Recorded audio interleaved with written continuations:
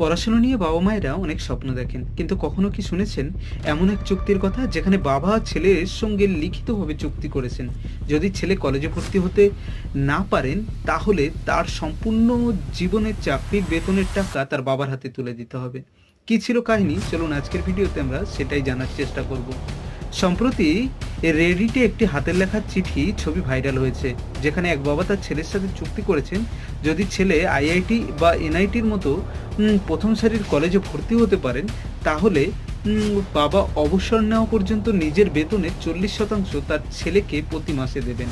কিন্তু যদি ছেলে এই ধরনের কোনো কলেজে আইআইটি বা এনআইটির দ্বারা চান্স না পান তাহলে পড়াশোনা শেষ করে চাকরি পাওয়ার পর তার বেতনের সম্পূর্ণ টাকা তার বাবার হাতে তুলে দিতে হবে। এই চুক্তি সামনে আসতে সোশ্যাল মিডিয়ায় একটা হাসি রোল পড়ে গেছে। কেউ বলেছেন আপনি খুব খারাপভাবে ফেঁসে গিয়েছেন, আবার কেউ বলেছেন এটা নিছকই একটি অনুপ্রেরণা যেখানে তার ছেলেকে যাতে